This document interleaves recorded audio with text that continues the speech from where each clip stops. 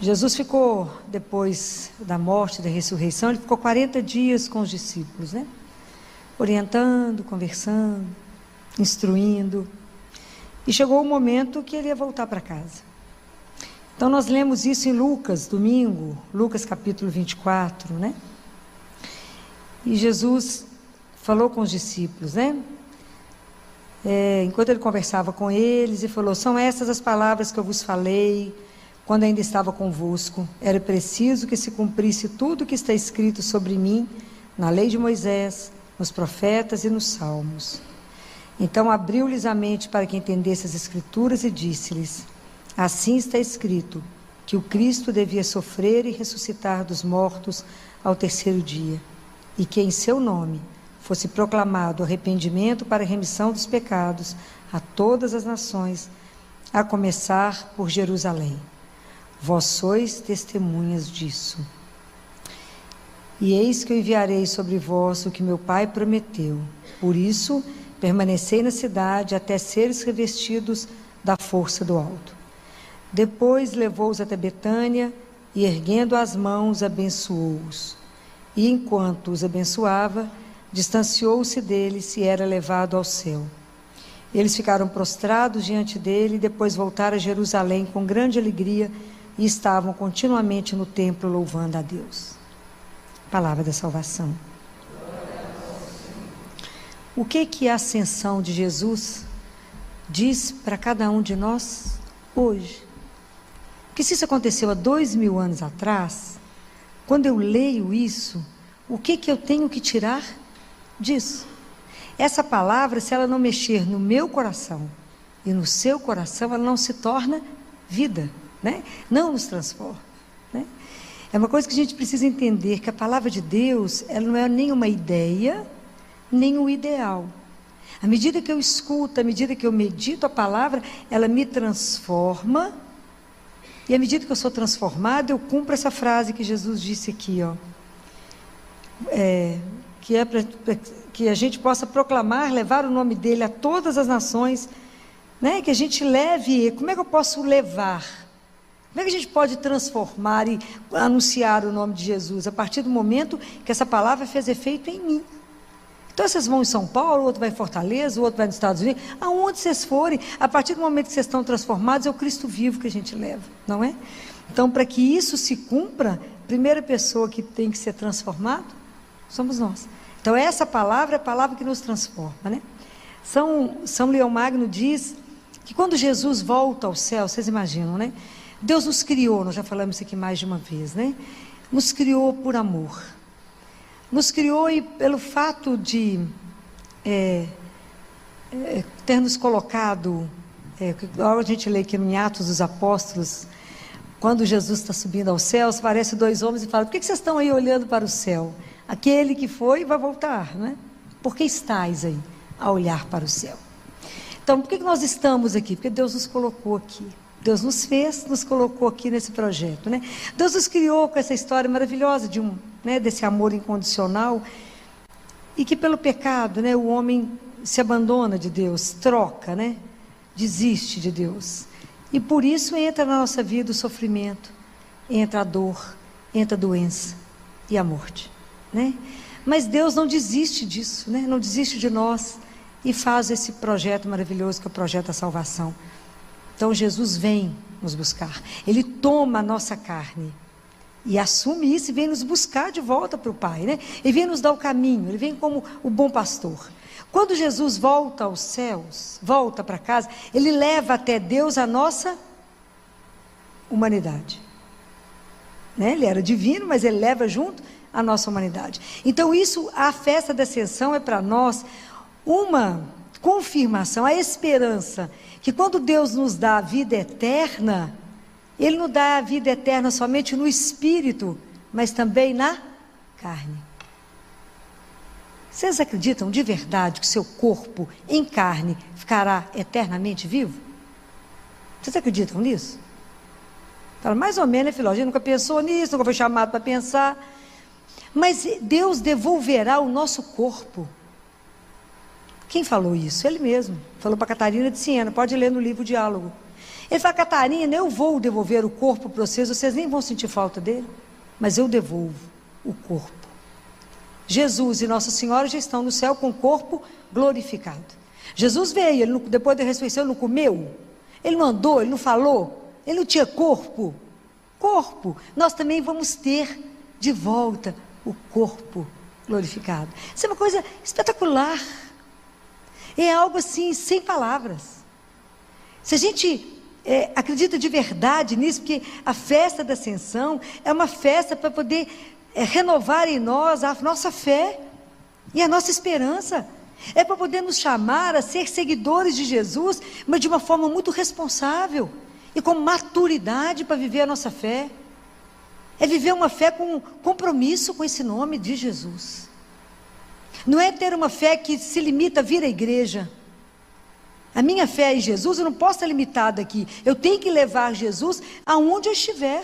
A minha vida, seja pública, seja restrita, aonde eu estiver, tudo que me rege, todos os meus atos tem que estar determinado porque eu creio nele.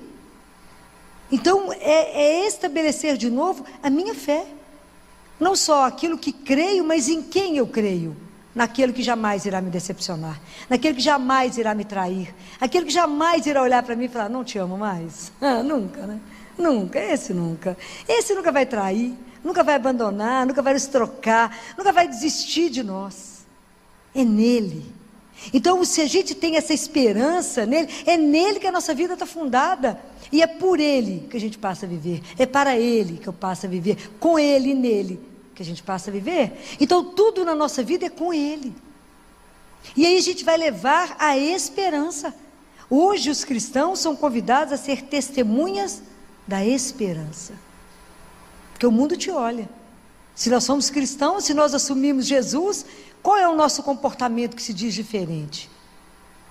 Onde as pessoas vão poder olhar para você, né? Hoje a gente é chamado a ser cristãos ânfora.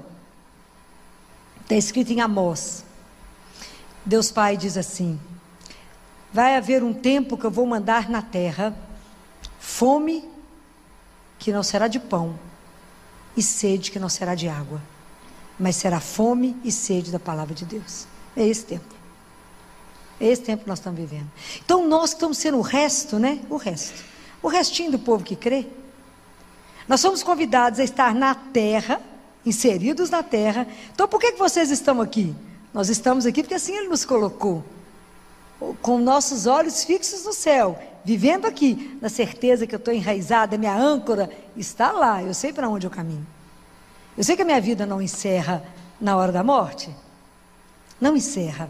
A morte não tem a última palavra, apesar de a gente não pensar nisso. A ascensão nos mostra que até a nossa carne, nela nos será devolvida. O corpo é glorificado. Né? Se vocês já tiveram oportunidade de ver os santos que estão conservados vivos, né? Parece que está dormindo. Imagina o que ainda vai ser esse corpo glorificado. A gente não tem dimensão do que isso significa. A gente não é convidado a pensar. Né? Hoje eu estava dando aula para os residentes e para os acadêmicos, eu estava numa sala fechada com eles, e era uma aula de pós-operatório, de cirurgia cardíaca. E aí quando foi entrar nas arritmias, eu falei com eles: gente, vamos parar a aula, já tem 50 minutos de aula, vamos parar, e quinta-feira a gente faz o fechamento dessa aula. E saí da sala. Quando eu saí da sala tinha uma mãe chorando, e eu falei: olha, eu estava achando que a senhora não ia vir agora, e o bebê dela está operado já lá há uns 10 dias, ele estava muito grave, uma cirurgia muito complexa. E aí falei: vamos entrar, eu preciso conversar com a senhora. Sentei, acolhi ela e a avó, o psicólogo já tinha feito essa parte, conversamos muito, e falei: agora vamos lá, vamos entrar. É Jesus. Eu fico impressionada, né? Eu ter interrompido a aula, que eu podia ter encerrado a aula, né? Eu interrompi a aula, fui lá, quando eu bati o olho no monitor, eu falei: me dá uma água benta, porque vai parar. Que isso, filho? Vai parar, ele vai morrer agora. Que vai parar. Falei com a mãe assim: a senhora é cristã? É. Crê em Deus? Creio. É católica? Sim. Por quê? Vou batizar seu filho agora. Por quê? Porque ele vai morrer agora. O que Jesus falou sobre a morte? Ninguém sabe. Ninguém lembra. É impressionante. Jesus disse que todo aquele que vive e crê nele jamais morrerá. Então, A senhora agora é mãe de um na terra e outro no céu. Vai ter um anjo para tomar conta. E aí o pessoal ficou me olhando, eu falei, para poder atravessar esse caminho, para voltar para casa, a gente tem que ter uma cruz que nos abre o caminho. E eu vou pôr uma cruz nesse menino para ele poder ir para o céu brincar de roda. E aí foi a conta de eu terminar o batismo, o pessoal, falei, água benta, ninguém achava, falei, água destilada, qualquer água serve na hora dessa, mas pagão não pode ir, não pode voltar para casa, né? Eu e ela e a avó batizamos e o CTI inteiro, deixei o povo tão estarrecido lá hoje, que eu falei, quinta-feira, viu, moçada, nós vamos reunir sobre morte, os técnicos de enfermagem, estavam todos, os residentes de fisioterapia, os psicólogos, está todo mundo tão assustado. Eu falei, vocês estão assustados? Vocês nunca ouviram dizer que a gente nasce para esse dia? A nossa vida toda vai culminar no momento da nossa morte, no momento de voltar para casa. Então nós nascemos para esse dia. Esse é o dia que a gente se prepara. É o nosso grande encontro, com quem nós vamos poder abraçar, nunca mais separar. Vocês imaginam o que é isso, né? Isso é algo maravilhoso, mas a gente tem tanto pavor, nem gosta de comentar, tocar no assunto. Não é? E quanto menos a gente discute sobre isso, mais a morte nos apavora. Porque a gente não dá conta de discutir. Eu falei com essa mãe, a morte nos tonteia, mas não nos tira. Porque ela não tem a última palavra. Nós pertencemos a Deus e a nossa vida é eterna. Ele ganhou. Quem morreu não foi Jesus, quem morreu foi a morte. Ele matou a morte por nós. Mas se a gente não tiver essa convicção, que cristãos somos? Se nessa hora a gente ficar no chão, porque nós já estamos situados num mundo que hoje é tão interessante pensar nisso. Hoje eu estava falando isso no CTI de manhã com a plantonista, que ela também é cristã, e falei com ela, hoje nós cristãos estamos vivendo um martírio. Não é o mesmo martírio da época de Paulo, de Lucas, que eles pegavam os cristãos e jogavam na arena para os leões comer. Hoje o nosso martírio é diferente, porque hoje o interesse não é matar o nosso corpo, mas é matar a nossa alma. É tirar de nós a esperança em Jesus. É tirar de nós a certeza que a vida não vai acabar aqui. Que nós temos uma imortalidade do corpo e da alma. Que vamos viver eternamente com um Deus que não mente. Que não ia atravessar o mundo para poder falar um monte de bobagem conosco. Não ia sofrer numa cruz por nada. Mas para nos colocar de volta no céu. Que é lá que Ele nos quer. Então hoje o mundo faz de tudo para poder tirar de nós essa certeza a quem pertencemos. E faz de tudo para nos tirar. Hoje nós não podemos mais nos pronunciar. Hoje nós não podemos mais falar o que é certo e o que é errado. Hoje nós não podemos mais. Tudo a gente é tolhido. Eu vejo a hora que eu vou ser presa. Então, porque tem que ter coragem de assumir o Evangelho. Nós temos que viver o Evangelho na radicalidade que ele exige. Porque entre Deus e o resto, é claro que eu estou com Ele. Vou te matar, oh que graça, vai me dar, vou virar Marte, é uma coisa espetacular. Não ter medo de assumir a nossa fé. Mas nós estamos ficando acuada, daqui a pouco não pode falar nada. Né? Quando um adolescente estava no consultório, acho que foi semana passada, eu nem sei, estou trabalhando tanto que eu já perdi a noção. E eu falei com ela, eu tenho um diagnóstico para você. A saúde, a Organização Mundial de Saúde já mudou a definição. É um bem-estar físico, mental, emocional e espiritual. A sua doença é espiritual. Porque vocês resolveram desistir de Deus. Então você perdeu o ânimo. Então os psiquiatras acham que vocês estão deprimidos. Não, mas o seu problema chama-se ausência de Deus.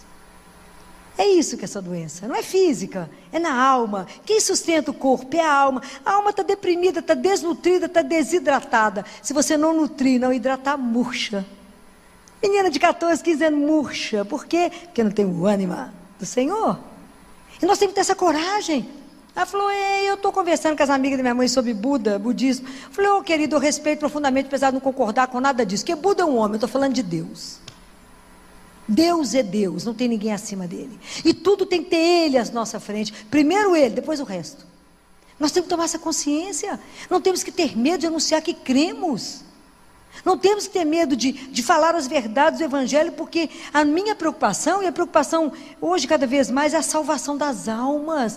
Ou nós vamos para uma alegria que é eterna, ou um sofrimento que é eterno. Não pode negar isso para as pessoas se a gente tem conhecimento disso. A pessoa pode ser livre e fala, não quero uma opção. Nunca vai poder falar, não fui avisado. Mas não podemos ter medo de testemunhar essa coisa maravilhosa que é acreditar nesse Deus que conversa conosco, que te escuta, e que se você falar, Ele vai te ouvir, e que se você calar, você vai ouvi-lo. Filó, mas eu não escuto, não tem importância não. Jesus falou assim, tudo concorre para o bem daqueles que amam a Deus. Se o senhor não escutou, mas você está intuído a fazer uma coisa, se ele não estiver de acordo, ele pede. Essa é a confiança que a gente tem que ter nele. Por quê? Porque ele nos ama. Não é assim? A gente tem que confiar. E essa confiança tem que ser incondicional. A nossa fé, a nossa alegria em Jesus, ela tem que contagiar o povo. Como é que eu posso falar que eu creio em Jesus? Está morto? A vida, ó céus. Que religião é essa? Não pode. O povo de Deus tem que ser, por natureza, alegre. O circo está pegando fogo, mas nós temos que ir no meio do circo. E ele, então está tudo certo. Daqui a pouco o fogo apaga. Por quê? Porque ele está junto. Mas nós temos que carregar isso conosco. Falei com essa mãe, fica de pé. Agora eu vou fazer uma oração que nós vamos agora pedir à única mulher que entende essa dor. É Maria. Ela esteve com o inocente nos braços. Igual a senhora vai estar. A senhora pode abraçar? Pode, vamos rezar. Vamos chamar a Nossa Senhora, que ela vai interceder por você. Agora a senhora terá força de permanecer de pé. Tem menino para cuidar ainda e tem outro filho. E fala junto comigo. Repete o que Jó disse. Deus nos deu, Deus levou. Louvado seja o nome do nosso Senhor. Mas tem que ter coragem. Não tem que acuar, falar, ouvido, ó céus, a senhora não merecia passar por isso. Quem só? Eu falei, um dia nós vamos entender esses mistérios, que a gente não compreende nada. Eu ao mesmo tempo olhando para o tamanho e falando, isso está de alta. Estava dando 3 altas e um óbito. É assim mesmo. Falei que os residentes me olharam todos chorando. Falei que quinta-feira nós acabamos de prosear. Vocês vão, né? Pensa sobre isso. Pensa aqui de verdade. Em que vocês creem? Porque nós resolvemos trabalhar com medicina, trabalhamos com sofrimento o dia inteiro. Mas temos que dar para o nosso paciente a coragem de dizer, a ciência vai até aqui. A vida não encerra. Por quê? Porque Deus assim a fez. Não podemos ter medo. Ciência tem o caminho dela e a fé tem o caminho dela. Um não precisa do outro. Quem precisa dos dois? Somos nós. Não precisa ter medo, não é? Então, quando Jesus disse, vós sois testemunhas de tudo isso. Quando os discípulos voltaram, eles voltaram com alegria. Tem uma coisa, uma palavra dita aqui, que às vezes a gente passa por ela na leitura e não presta atenção. Qual foi o último gesto que Jesus fez enquanto ele subia? Ver se alguém prestou atenção na leitura. Qual foi a última coisa que Jesus fez? Qual foi a última coisa que Jesus fez? Enquanto ele subia aos céus, o que ele fez? Abençoou.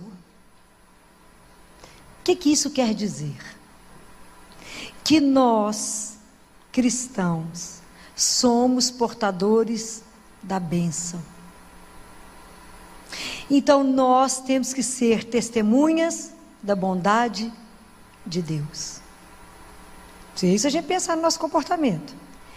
Os discípulos, essa bênção de Jesus, curou, levantou tanta gente, ressuscitou, não foi assim? Foi. Os discípulos foram abençoados para continuar o trabalho. Nós somos hoje essa geração dos apóstolos, discípulos de Jesus. Então essa bênção faz parte da nossa missão. No mundo que é onde a moda é falar mal dos outros, há um fetiche, eu acho, sei lá o quê, que o povo tem um desejo, como diz um adolescente comigo, tia Filó, mas é uma delícia falar mal dos outros. Falei, menina misericórdia, como que pode ser uma delícia falar mal dos outros? Mas é bom, tia Filó. Não, não é. Então no mundo do maledito, né, nós temos que ser o inverso. O cristão, ele tem que fazer a bênção. Ele tem que abençoar, ele tem que falar. A bênção quer dizer, a palavra quer dizer bem dizer. Eu tenho que abençoar. Eu tenho que falar bem do outro. Eu tenho que falar bem de uma situação. Nós não temos que caminhar no pessimismo, não. Nem falar do outro, não. Nós temos que ter a capacidade do olhar de Deus. Sabe quando Deus terminou a obra dele toda, olhou e viu que tudo era bom? Nós temos que ser capazes de buscar de volta esse olhar, para olhar para aquele que ninguém acha que vale nada, né? Abandonado, largado, e ver o bom que está ali. Nós temos que mudar. Gente, prestem atenção, como diz São Tomás de Aquino, a cada um de nós é dado um tempo. Não podemos desperdiçá-lo, porque lá diante dele, esse tempo irá nos cobrar. O que nós fizemos com esse tempo? Então não percam tempo, e semear o bem, e fazer o bem, e ser testemunha da misericórdia do Senhor, e ser a extensão da misericórdia de um Deus, a cuidar uns dos outros, a levantar aquele que está caído, a buscar aquele que está com fome. Eu não posso entrar numa igreja, a querer ornar, só enfeitar aqui, o meu irmão lá fora com fome. Eu não posso, porque o mesmo Cristo está lá. Ele está aqui, ele está lá, passando fome, tudo isso. Nós somos irmãos, gente. Então o cristão, hoje, com a ascensão, nós somos testemunhas. Hoje nós estamos inseridos no mundo do fake news, da mentira, da confusão, de falar mal do outro, destruir o outro. Agora daqui a pouco tem campanha política, um quer matar o outro, né? E é só falar mal, levantar o passado, é aquela confusão que vocês estão acostumados.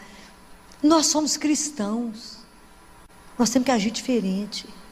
As pessoas têm que olhar para nós e nós temos que ser a transparência do Cristo. Nós temos que falar para as pessoas que Jesus é de verdade. Ele não é ilusão, ele é real. Real. E é tão interessante essa questão de dar a bênção, né?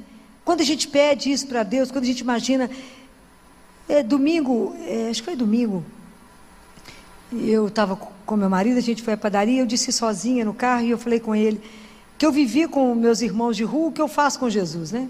Igualzinho. E quando eu os encontro, eu vou lá. E vou lá saber o que eles estão precisando. E não o que eu acho que eles estão precisando, não é? Aí eu cheguei perto de um e falei, o que você precisa hoje? Aí enquanto ele falava, um outro chegou e falou comigo assim, ô dona, a senhora pode me abençoar também? Aí eu olhei para ele e falei assim, claro que posso. O que você precisa? Ele falou, uai, mas agora eu não sei o que eu peço. Perdi o rumo. Eu falei, Jesus, eu comecei a rir, falei, eu vou te ajudar a decidir o que você precisa, vou te orientar para saber quantos meninos você tem, se tem mulher em casa, né? Para a gente resolver isso. Aí eu falei, cheguei no carro rindo, falei com meu marido que aquele irmão fez igualzinho eu faço com Jesus. Quando eu falo, Jesus me ajuda, ele fala, pois não, o que você quer? Eu falo, perdi o rumo, não precisa de nada, não, nada. Quem falou que estava precisando de alguma coisa, gente, só do seu olhinho já está tudo bom, está tudo certo. É assim, né?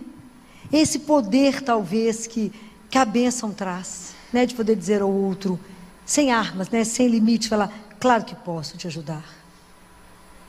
Às vezes a pessoa está tão esperando nada, né? Estão esperando não, estão esperando ninguém nem deixar sentar, nem chegar perto porque tem medo. Quando alguém chega e traz, porque é aquilo que ele faz conosco, né? Quando a gente se vê tão miserável, quando eu vejo, né, em cada procissão da Eucaristia, que eu falo, Jesus, eu sou tão leprosa para estar numa fila dessa, e o Senhor me aceita, o Senhor me acolhe, o Senhor vem me nutrir, o Senhor vem me dar força para dar conta de correr quanto a gente corre, o Senhor vem, né, como diz o povo hoje na CTI, Jesus, não estou soprando no seu ouvido, que você vai parar aqui dentro de repente, né? Ele deve ter me tirado lá da aula, né? Que a gente é levado, como Nossa Senhora hoje, né, foi levado para visitar Isabel sob a força do Espírito. Então que a gente é sendo levado para quê? Para ser a força dele, a mão dele, o abraço dele. Essa é a nossa missão com a ascensão. O que eu tenho com a ascensão de Jesus? A certeza que a minha vida não vai acabar no nada. A certeza que quando eu fechar os olhos, eu já falava isso lá no CTI, vocês não ficam me reanimando não, porque eu não quero ser reanimado, está escutando? Deixa eu ir embora em paz. Que é isso, vocês não ficam fazendo massagem cardíaca, eu não quero massagem, não, deixa eu ir embora. E aí, porque tem hora que eu tenho que quebrar lá com isso, que fica muito tenso, né? Quando a gente ter a coragem de saber que naquele momento, pensa bem, naquele momento que eu fechar os olhos aqui, eu vou abrir para ver aquele que por causa dele estamos aqui. Isso é espetacular. Poder vê-lo de verdade, o véu vai cair, eu vou poder vê-lo face a face. Porque a liturgia hoje, quando a gente vem aqui celebrar a missa, é o caminho que por causa de Jesus nós chegamos a Deus. Mas um dia, essa liturgia aqui, nós vamos celebrar lá, mas sem véu, eu vou vê-lo face a face. Isso é uma coisa louca pensar nisso. Que cada dia a gente caminha para poder estar junto com Ele. Que não terá fim, não tem sofrimento, não tem dor. E essa esperança o mundo precisa. Quando você vê o povo desanimado, desorientado, sem razão para estar de pé, sem sentido na vida, somos nós que vamos colocar no outro coragem. O que está difícil? Nós temos um Deus, temos um Pai. Ajoelha, fala com Ele, a sua vida vai mudar. Por quê? Porque Ele é seu Pai. Por que Ele não entrou antes? Você não convidou. Você achou que dava conta sozinho. Se você falar, Pai, me ajuda, Ele vai falar com prazer. E o que Ele pode? Simplesmente tudo. A gente fica até mal acostumado, né? Porque é assim mesmo. Pode falar com Ele, pode derreter nos braços dEle, pode chorar com Ele. Né? Então, por que a gente anda entristecido? Por que a gente anda abatido? Por que vocês estão olhando para o céu? Esse Jesus voltará. Mas eu tenho que lembrar a minha realidade. Então, quando a coisa está muito difícil, lembra disso. Lembra desse Deus que acalma as tempestades. Lembra desse Deus que fala, não tenhais medo. Por quê? Porque eu estou convosco. Senhor, a situação é dura. Importância não, eu mudo ela. Mas está difícil, eu passo com você. E está escrito, se eu tiver que passar pelo fogo, não queimarás. Se tiver que passar pela água, você não afoga, eu estou contigo. É essa confiança num Deus que é vivo, porque Jesus não é ilusão. Eu falo isso com vocês, ele não é ilusão. A gente falta pegar, né? Palpar. Tem hora que a gente quase faz assim nele, né? Quase pega. De tanto que ele se faz presente. De tanto que ele é próximo de cada um de nós. Por quê? Por amor. Então pensem nisso, assim. O que essa festa diz a mim? Que eu viverei eternamente com ele. A minha carne voltará. O sangue voltará a circular. Eu vou voltar à carne um dia que eu sou imortal. Por quê? Porque ele fez isso por nós na cruz. Isso é maravilhoso, isso é de chorar, de pensar nesse Deus que é puro amor, mas que por causa disso eu tenho esse compromisso. Vós sereis testemunhas de tudo isso. Nós somos as testemunhas da esperança que o mundo precisa. Nós temos que levar a alegria, a bondade de Deus, o olhar desse Deus, colocar o irmão de pé, dizer ao outro, coragem, vamos junto, não dou conta de andar, te carrego. Porque quem carrega a gente é Deus. A gente vai carregando uns aos outros. É assim. Então não tenhais medo. Por quê? Porque Ele que caminha conosco. Vinde por meio da poderosa intercessão do Imaculado Coração de Maria, vossa amadíssima esposa. Vinde, Espírito Santo. Vinde por meio da poderosa intercessão do Imaculado Coração de Maria, vossa amadíssima esposa. Vinde, Espírito Santo, vinde por meio da poderosa intercessão do Imaculado Coração de Maria, vossa amadíssima esposa. Amém. Obrigada. Vamos assentar. Para quem trouxe a palavra de Deus, para quem trouxe a Bíblia, abra em Mateus 3, versículo 1. A gente precisa aprender a acompanhar a palavra, ter amor à palavra, passar a mão, não precisa ser tão rabiscado como a minha Bíblia, mas precisa estar tudo marcado. Precisamos saber que essa aqui é a fonte, né? Todo mundo já acharam aí? Amém? Ou vocês estão na misericórdia ainda? Acharam? Então nós estamos no segundo domingo de Advento. O segundo domingo do Advento vai falar sobre os profetas, sobre o precursor. Então, no versículo 1 está dizendo, naqueles dias apareceu João Batista pregando no deserto da Judeia e dizendo, arrependei-vos, porque o reino dos céus está próximo. Pois foi dele que falou o profeta Isaías ao dizer, voz do que grita no deserto, preparai o caminho do Senhor, tornai retas suas veredas. Vamos começar nesse primeiro versículo. É tão extraordinária a história da salvação, que João Batista foi o último profeta, ok? Estão sintonizados nisso? Ele foi o último profeta. Mas Isaías falou dele 500 anos antes. Pode imaginar que coisa extraordinária isso?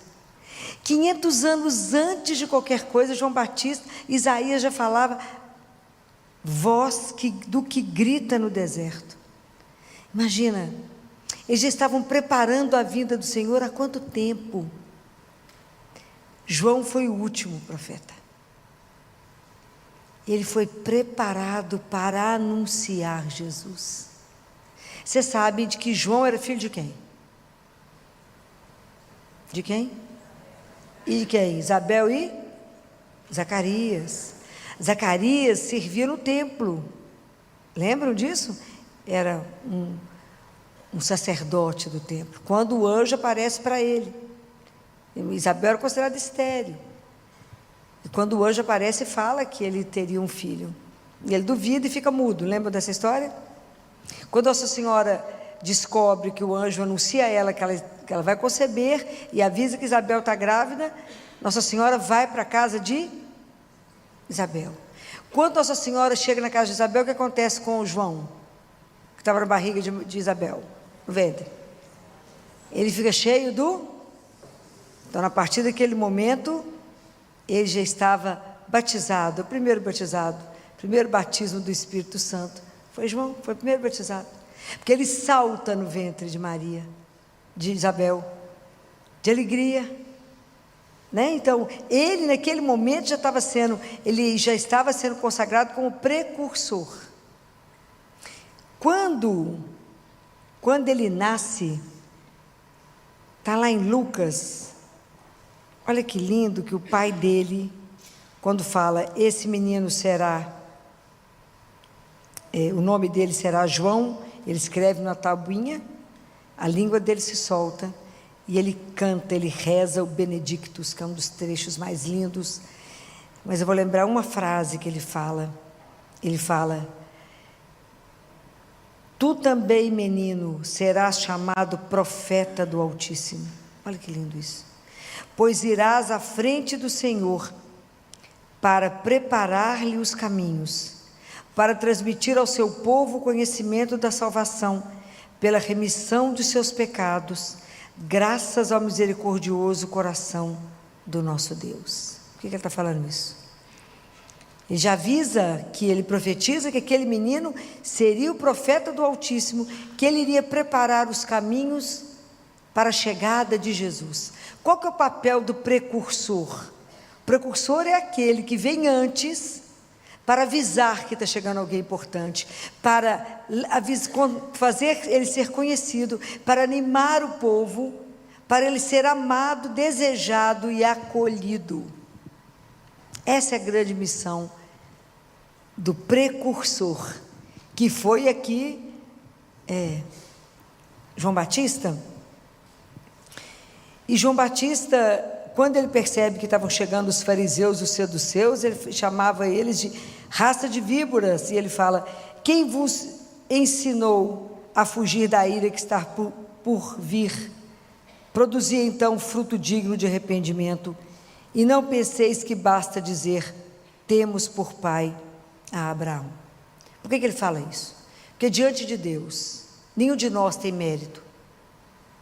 Nós não temos nenhum título para apresentar a Deus, nenhum de nós tem nenhum mérito para se apresentar diante de Deus. Somos todos iguais. Não adianta falar, não, eu fui batizado. Então presta atenção nisso. Por que hoje a gente está lendo sobre o precursor? Que anunciava o reino de Deus está próximo. Ele anunciou que estava próximo. Então João Batista foi aquele que teve a oportunidade de apontar para o Salvador. Imagina, todos os outros profetas anunciaram que ele viria. João Batista apontou o dedo e disse o quê? O que João Batista falou quando viu Jesus? Eis o Cordeiro de Deus, que tira o pecado do mundo. Essa frase a gente repete todos os dias na missa, não é assim? Quando o padre eleva a hóstia, ele não fala isso?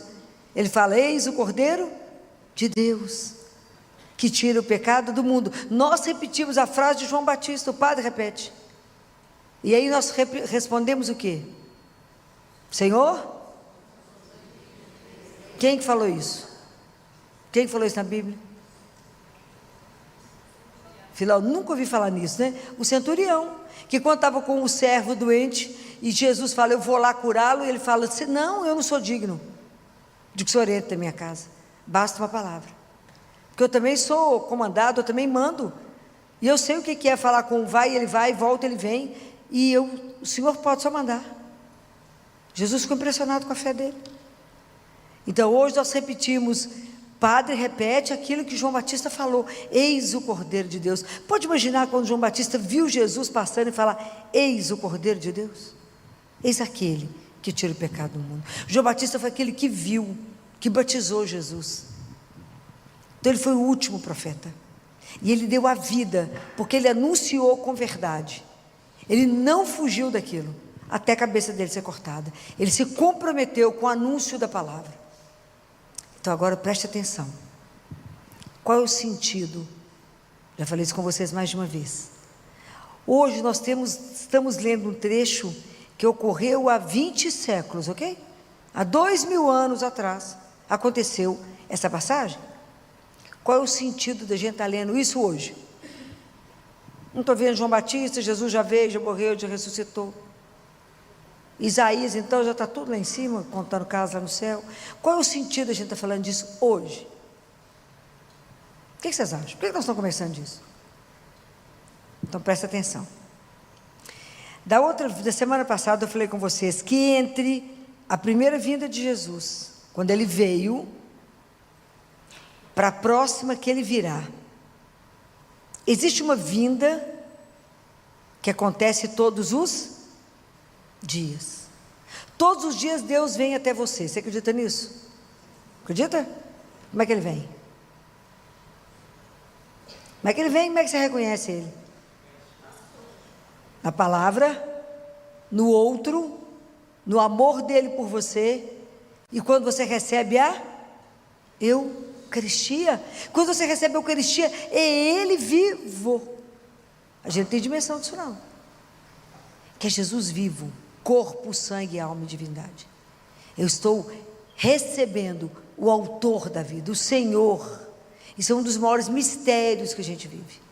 Mas é Deus vivo. Para essa vinda de Jesus, que a gente chama de vinda intermediária, ele também precisa de um precursor. Ele também precisa de alguém que anuncie nos desertos internos e nos desertos exteriores. Igual ele falou no deserto da Judéia, hoje eu falo no deserto do seu coração. Eu falo no deserto de um mundo que não acha que não precisa de Deus. Hoje, da mesma forma, nós anunciamos. E hoje, cada um de nós que foi batizado é um precursor de Deus. Fala, nunca ouvi falar nisso, pois eu estou te dizendo que você é um precursor, porque você foi batizado, assim como João Batista, no ventre da mãe dele. Nós, quando recebemos o batismo, nós recebemos o Espírito Santo de Deus, nós somos selados. Então nós deveríamos estar preocupados em sermos os precursores, aquele que anuncia que Jesus está vivo no meio de nós. Compreende a nossa responsabilidade? Fala, eu achei que era só com João Batista, não é com você hoje a história. Hoje você é precursor. Mas João Batista gritava assim: convertei-vos, arrependei-vos, porque o reino de Deus está próximo. Como é que eu posso gritar para você: arrependei-vos, mude o rumo da sua vida, se primeiro eu não gritar para mim mesmo? Eu não posso dizer para você: converta-se, se eu não me converter. Eu não posso dizer: endireitai os seus caminhos, se eu não acertar os meus. O de caminho que chega reto no meu coração, eu não posso falar com você para fazer isso, se eu não fiz antes em mim. Por isso que o papel do precursor é tão sério, que hoje somos nós, que temos que ter a coragem de dizer para alguém: vem até aqui, ó, vá diante de Jesus vivo, e se entregue diante dele, e converse com o Deus que te vê e te escuta, e se você não atrapalhar, você vai conseguir ouvir ele falando. Mas se você não tiver experimentado isso, como é que você pode dizer isso para alguém? Você irá dar convencimento a alguém que é possível falar, Deus ouvir e agir? Não, porque se acreditássemos, essa igreja não caberia, do nascer ao pôr do sol, porque todo mundo estaria aqui em fila, e eu te digo que não daria meio minuto para cada um, porque ele está vivo, e ele está aqui vivo. Isso é extraordinário. A gente tem a oportunidade de conversar com ele, de alguém que tem a única coisa que ele tem para você é o bem, é o amor. A única pessoa que não irá te enganar na vida é ele. É a única pessoa que você pode assinar um papel em branco, que nunca vai te decepcionar. Mas para você afirmar isso para alguém, você tem que ter vivido isso. Então João Batista, antes de anunciar, ele viveu no deserto. Então ele podia anunciar, como diz São Gregório Magno, né, que ele pregava a fé reta. João Batista tinha curva com ele, não. E ele falava das boas obras. E ele fala, São Gregório Magno, eu trouxe para vocês, para que a força da graça penetrasse naquilo que a gente está fazendo, que a luz da graça resplandecesse, para que os caminhos para Deus se endireitassem. Nós temos que endireitar a nossa vida. O que na sua vida hoje não está de acordo com o Evangelho? É preciso acertar o caminho, porque a forma como eu vivo aqui hoje determina o meu futuro. Isso aqui não é brincadeira. A vida com Deus não é brincadeira, não é uma história que eu conto, é real. Quando eu fechar os olhos aqui, eu abro diante dele. Isso vai ser algo extraordinário. Mas pode fazer as nossas pernas ficar meio bambinha. E ele fala, para que surjam no ânimo nosso pensamentos honestos, depois da escuta da palavra, que tem que nos guiar para o bem.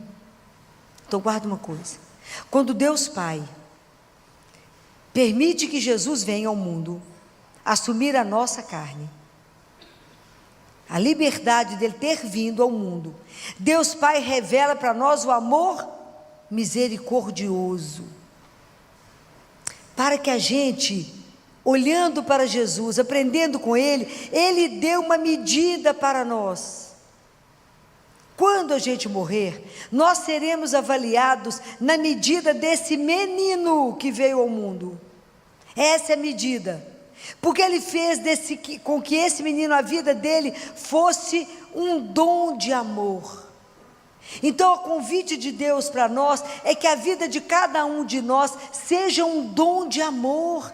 Presta atenção nisso. Eu tenho que seguir o passo dele para que a minha vida também seja um dom de amor para o outro. Não é essa a medida da nossa vida, porque quando a minha vida for um dom de amor, eu vou fazer isso que o João Batista falou. João Batista disse assim, para que você produza, ele fala, produza frutos digno de arrependimento. Produzir então frutos dignos de arrependimento. Isso é muito sério. O fruto digno de arrependimento serão os nossos frutos de amor.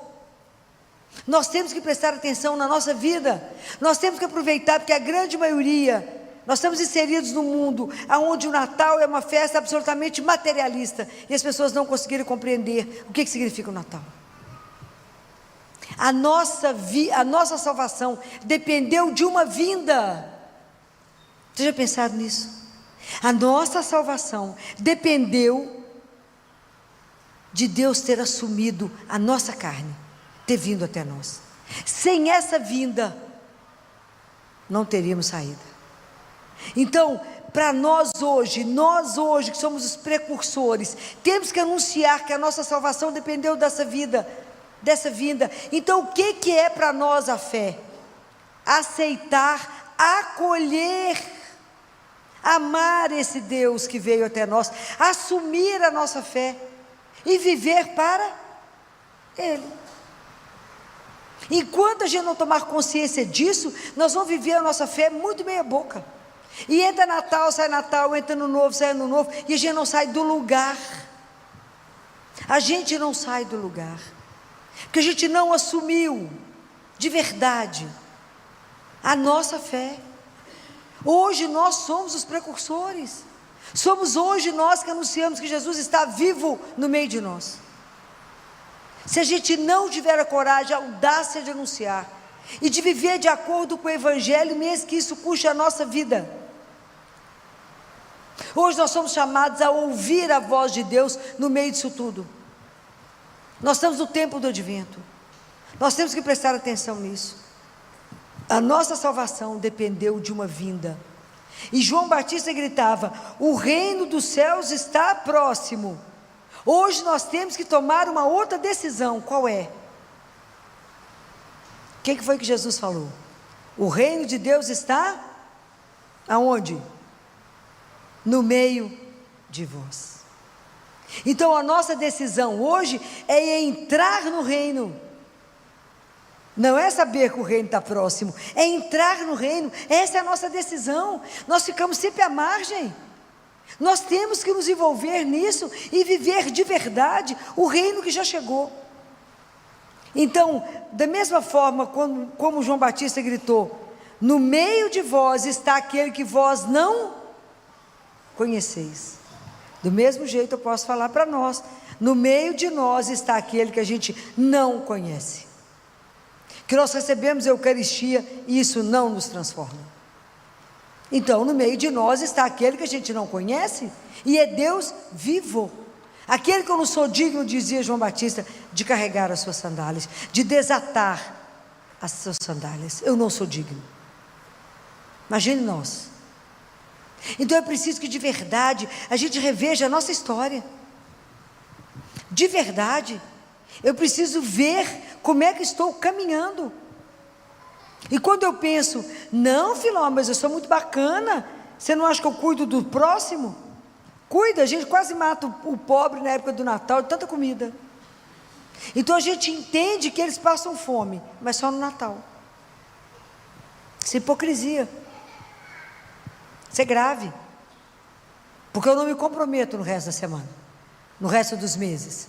Mas aí depois os meninos internos, de tanta diarreia, de tanto que comer. Estou falando mentira? Estou não, vai só nos próprios às vezes. Isso é hipocrisia. Por que no Natal a gente dá comida para os pobres? Por que no Natal eu dou roupa? Não, ele veste o ano inteiro, ele come o ano inteiro. Qual é o meu compromisso de ajudar o outro? Não, Filó, mas eu estou dentro dos mandamentos da lei de Deus, eu não mato. Depende de como que é, você está avaliando o matar. O não comprometer. Não, mas eu também fico pedindo a esmola, porque também eu não posso ficar deixando o povo mal acostumado. Prestem atenção nas nossas atitudes. Depois a gente fala: não preciso confessar, Filó, não tem pecado. Depois eu vou estudar com vocês todos os mandamentos. Vocês verem como é que está associado um com o outro. Nós temos que avaliar. Porque a gente fala: não, dos pecados mortais já estão todos livres, hein? Filó, mas eu não roubo. Se você não estiver pagando o seu funcionário como deve, você está roubando. Essas coisas são de uma seriedade diante de Deus, que a gente não tem noção. Então, convertei-vos quando eu falo com vocês. Acorda, entra no reino e presta atenção nas coisas todas da nossa conduta, porque isso irá determinar a nossa vida. E o pecado venial pode se tornar um pecado mortal. Nós temos que prestar atenção na salvação da nossa alma. Isso não é brincadeira. A pessoa trabalha e fala: então depois eu te pago. Não, está escrito na palavra de Deus que quem trabalhou tem que receber hoje, não é amanhã, é hoje. É o fruto do trabalho dela, é hoje, agora. E eu não posso dar menos. Falar: que você entende que eu estou apertado? Não, então você pega e arruma a sua casa. É sério. É muito sério. Nós somos cristãos. Nós temos que mostrar, acertar o nosso caminho diante de Deus. A nossa obra tem que ser reta. A gente não brinca com as coisas de Deus. Nós temos que avaliar bem tudo que Ele pediu, porque só 3 pertencem a Deus. Os outros 7 mandamentos é a nossa relação com o irmão. É seríssimo. Filó, não roubei. Não, só tive o desejo de roubar. Já pecou. É tão sério, gente. É tão sério. E a gente leva a coisa à superfície. A gente leva na superfície. É preciso pensar. Mas eu vou conversar isso com vocês. Vou trazer mastigado para vocês poderem aprender.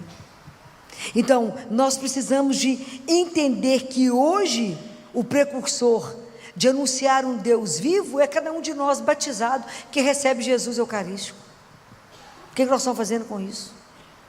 Nós temos que ter a audácia de dizer para alguém: Deus está vivo, Ele te ama e Ele quer o melhor para a sua vida. Se você for lá conversar com Ele, você sairá de lá com o seu coração limpo, livre, tranquilo, porque tem alguém que te ama e que te escuta.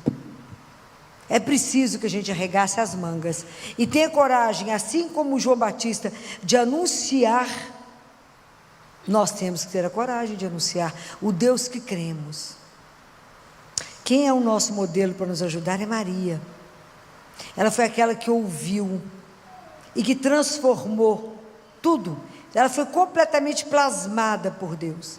Ela permitiu completamente que a vontade de Deus se realizasse nela. Ela fez exatamente aquilo. Quando ela recebe o anúncio, ela foi diretamente trabalhar. Então nós precisamos de pedir a Nossa Senhora que nos ajude no nosso processo de conversão, que a gente não tenha medo de se ver, que ela interceda por nós e peça a Deus a graça de nos conhecer.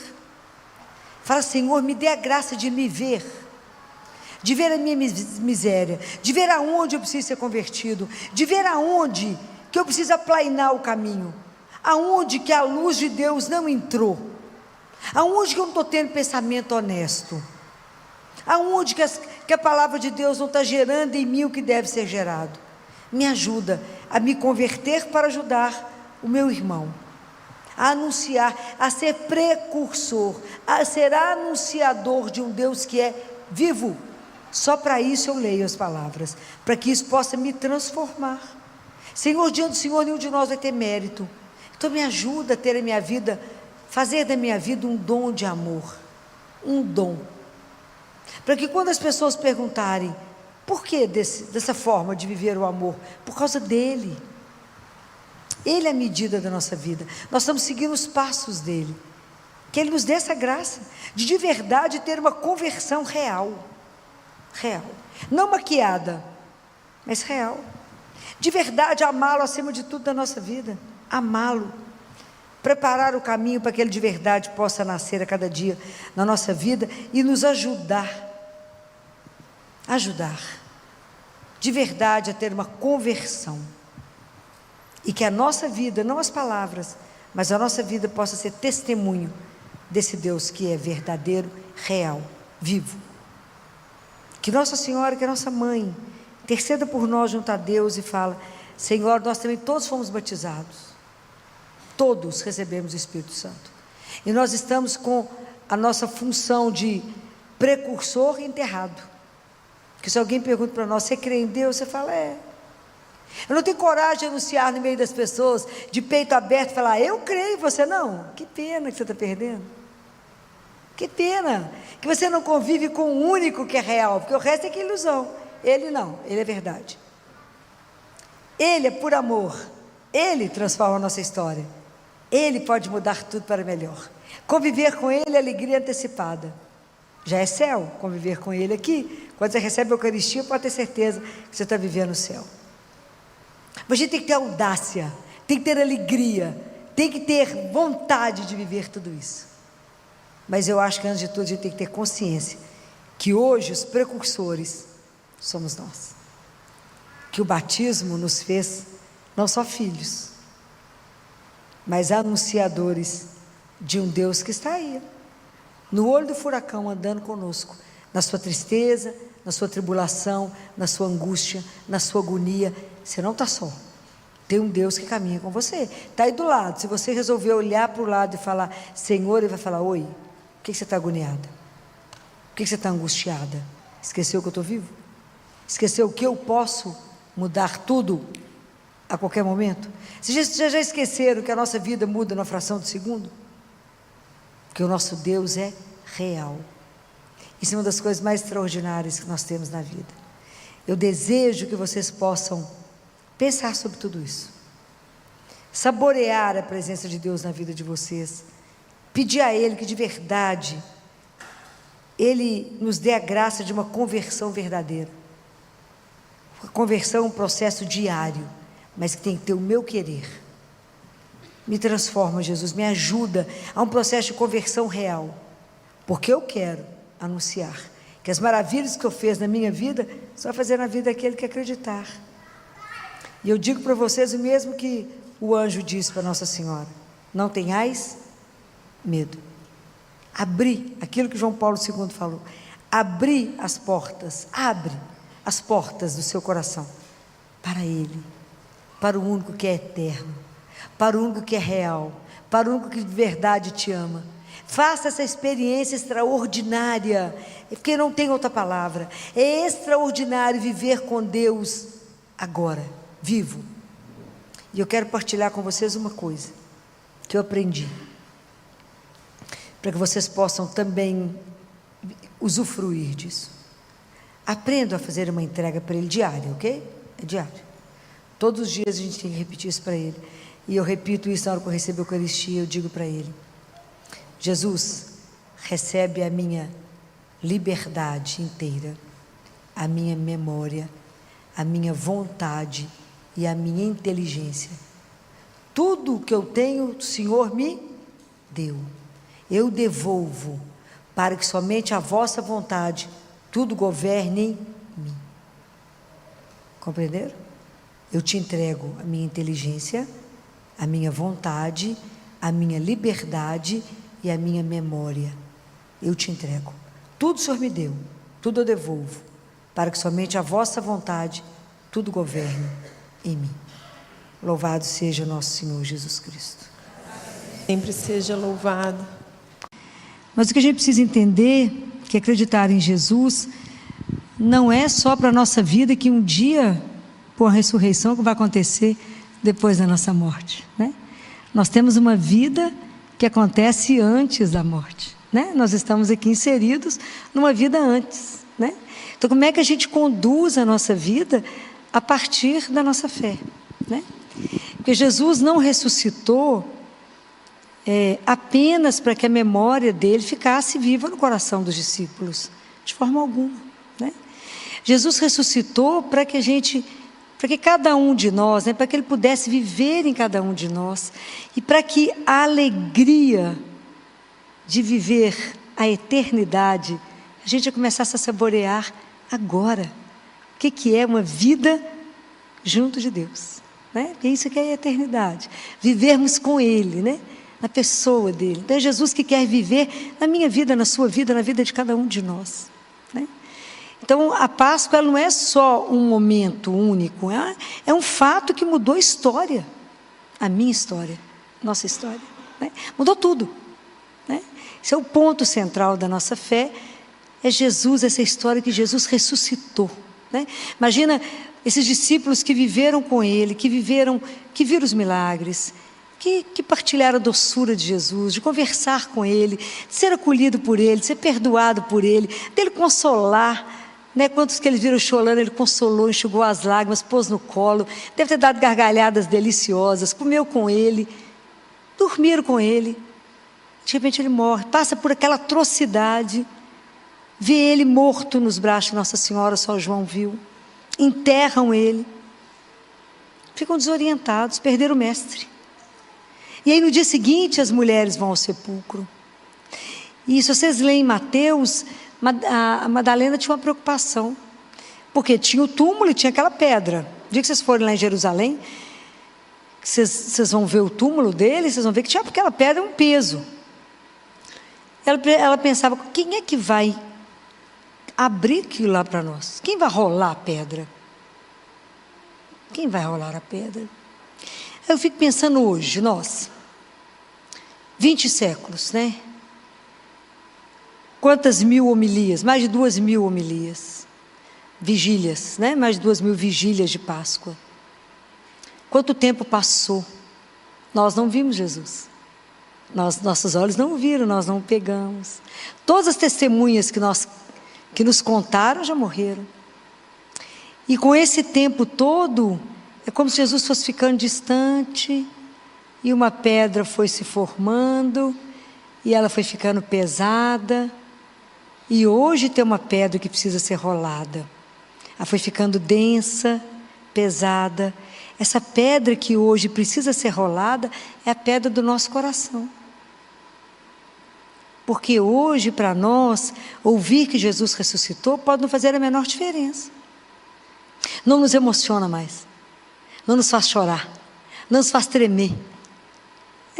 Nós caímos na rotina, nós não vivemos a fé no fervor que precisa viver, nós entramos no conformismo, nós até vivemos numa assídia, a gente nem tem mais desejo de Deus.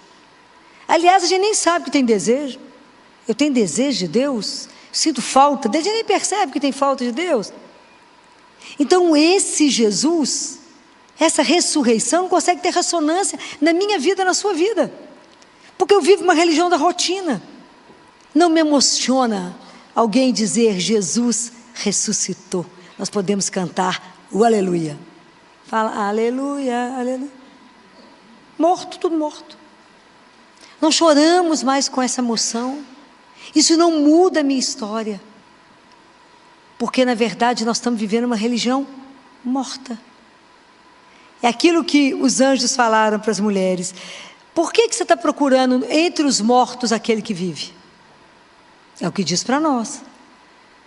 Por que vocês continuam vivendo, de uma forma, a religião de vocês, como uma mesmice que nem muda a sua história, a sua vida, nem você consegue contagiar o ambiente onde você está, porque não faz diferença. Jesus não é algo que move a sua vida, não é Ele a razão da sua vida, não é Ele o grande amor da sua vida, não é Ele aquela energia que te põe de pé. Então hoje, aonde que você encontra Jesus vivo? Aonde você encosta nele? Você pega nele, vivo. O mesmo Jesus que andou na Galileia, que levantou Lázaro na Eucaristia, muito bem. Pena que todo mundo respondeu. Está vendo? Com a mesma certeza. O dia que a gente acreditar que Jesus está vivo, corpo, sangue, alma e divindade no altar, vocês podem imaginar a fila que vai ter lá fora? Mas não cremos. Eu nem creio que ele está vivo ali, ó. Senão qual problema teríamos? Ir lá conversar com ele. Não cremos. Não cremos de verdade. Que o dia que acreditar de verdade, sua vida será transformada.